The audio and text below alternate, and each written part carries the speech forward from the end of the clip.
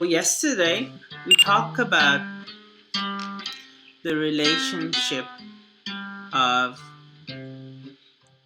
statistics, statista, statistics,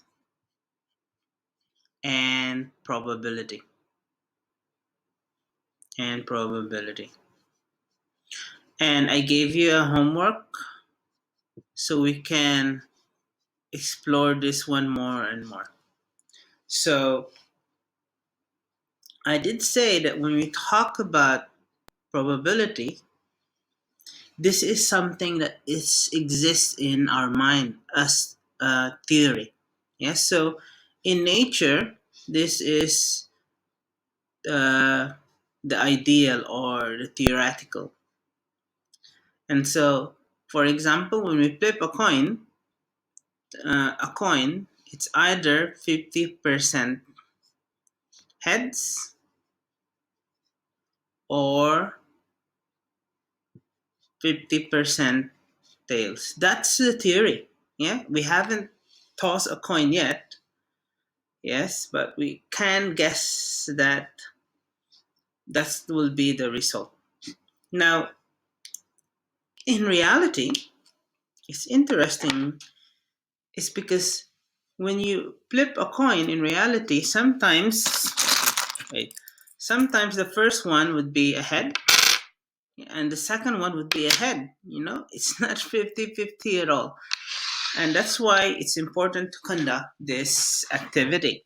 So my homework yesterday was really, um, you go through the different rows, right? 1 to 25 for each one of you, and we try it. So let's have the result for that. So here, in the first 25 rows from 1 to 25, yeah, these are the tallies, yeah, heads. So for the heads, we have, who did this? Okay, Ella. Ella did this. So you have a result that you got 14 heads and the tail was 11. So if we look at the results of this, yeah, the result shows that, yeah, that 14 out of 25 was heads, yeah, and that has a percentage of 56%.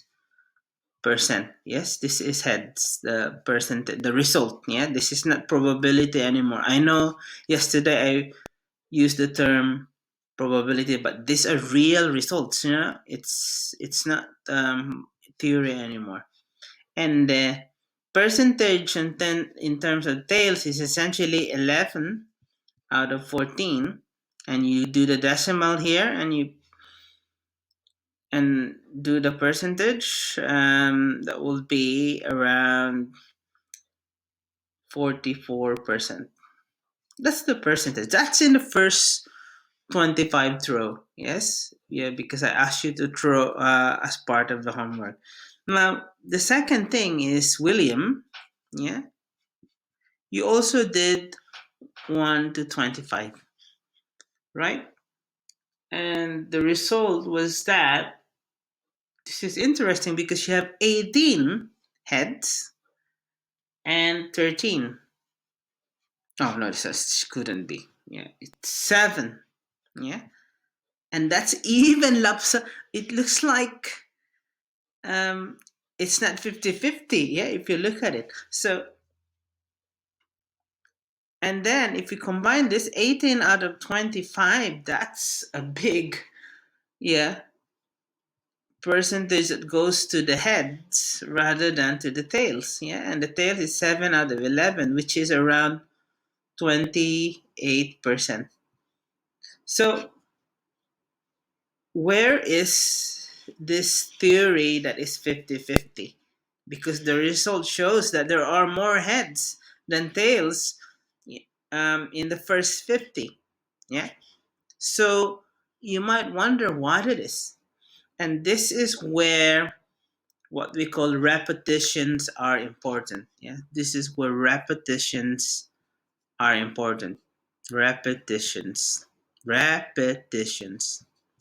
Repetitions are also known as what they call sample size in repetitions. Sample size in statistic. So once we do start doing the tally, recording how many heads and tails, that's the beginning of statistics. But if we increase the repetitions, guess what happened to the results? Because so far it's so lopsided. Yeah, it's so lopsided to the heads. There's no resemblance of the theory. So let us say, Michael, yeah, what was your result? I see. So you got 12 for heads and 13 for tails. So this is close to 50-50. Yeah. I mean, um, if you look at this one, yeah. So I'll just write the percentage. Here you have 48% tails, heads, and 52% tails. So that's just the calculation. And we have here Anna. Anna, what do you got? Well, you have 13 for heads and 12. So this is kind of cancel it out. This one resembles a 50-50 chance. Yeah. So it's not everything that is so lopsided like this. So let's have here um, 52% here and 48%. And then that is the one, two, three, four, five results. Let's have one more. Let's have um, Hannah. Well, Hannah, that's so close. So Hannah has a whooping here. More tails. Yeah. So we have 16 tails and 9 heads. So the percentage of that, yeah, within just this row, yeah, within the 25 rows that Hannah did is 64% here and 9%. Now, what happened if we combine all of those? Yeah. Like, let's say how many throws all in all? That would be 25 plus 25 plus 25 plus 25 plus 25. 625s, that will be 150 throws. Now, out of 150 throws, if we add all of this, we have a result that is 78. And if we add all of this, yeah, we'll have a result. Wait a minute. We have a result 6, 7. So we have a result of 72 if you add all of that. Yeah. So here, 78 of 150 and 72 out of 150, we got the percentage. Yeah, out of 150 throw, we have a percentage of, let me just use a different color, 52% and 48%. Now, this is only 150. Yeah. What if we increase it to 1,000 throws or um, 1 million throws? So here, the more repetition there is, yeah. So here, it's really important that the relationship between the two. The more repetition you have, yeah, in terms of a statistical experiment, yeah, the more repetitions you have, the closer is this value, yeah, the results, yeah, the closer is it to the theory, right? The closer is it to the theory. So now, if we increase it to 1,000 repetitions or 100,000 repetitions, the closer is this to the theory of 50-50. And that's the relationship of statistics and probability. So this observation is essentially described this way. Now let me just rub this out.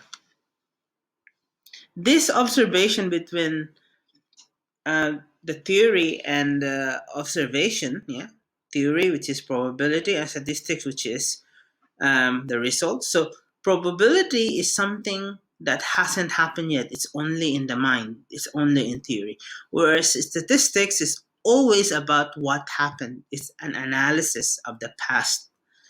So here we can really formulate this observation, and we call this the statistical probability observation because it has been observed again and again. So here, the result, the statistical probability observation, this observation essentially, the more an activity, now in statistics, the activity, yeah, in our case, the activity of throwing coins, yeah, in the statistics, they call that an event, yeah. The more an event or activity is repeated, the closer the average outcome. See, what we're doing here is averaging. Yeah, when we do this, we're averaging the the closer the average result.